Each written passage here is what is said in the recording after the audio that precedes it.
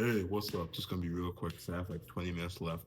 Really great mood. So, just for some context, I'm extending a research paper called Geometry and Form Neural Networks. What I'm trying to do with that research paper is take a research paper that looks into, oh, what if we can build a neural network that's not trained on vast amounts of data, but rather constraints to create a valid design, right? What I'm trying to do with that is say, okay, now we have a generator that can build a valid design, right? We have that. What if we could build, what if we could build a model that can model all valid designs given the constraints? That means we're able to create a world of valid designs. So let's say I'm not going to actually use the constraints here, but I'm just going to try and use a broad sense. Actually, this is a bit tricky. But let's say we want to create shapes, which is what we're doing here. And we want some, let's just use a single constraint. We want some constraint like connectivity or something like that. Connectivity is basically the idea that all of this is connected. You see, there's no gaps, right? Connected. I don't know I did that.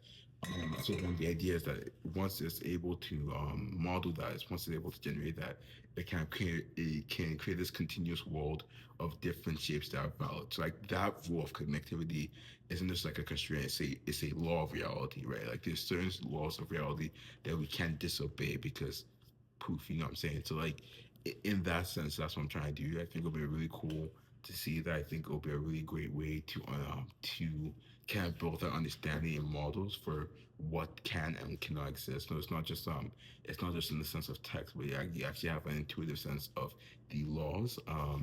And that's what I'm submitting to the GRAM. I forget what the acronym for GRAM is, but GRAM is a workshop in ICLR. ICLR stands for International Conference of Latent Representation. So really, we're trying to build the latent representation here, from my understanding, will really just be a world that's continuous, so you can find different valid designs, and you can now think about stuff like, okay, if I'm an engineer, extrapolate really far from this like simple shape making. If I'm an engineer and I want to test different valid designs, you can just it'll be a matter of like, okay, we know the laws that this technology must follow, right? It has to do this at this speed, it has to do this, and it can like break on these conditions. Then by that you could generate like, all possible variations of that technology and can explore from there. So that's like the idea here. I think it's something that's really exciting.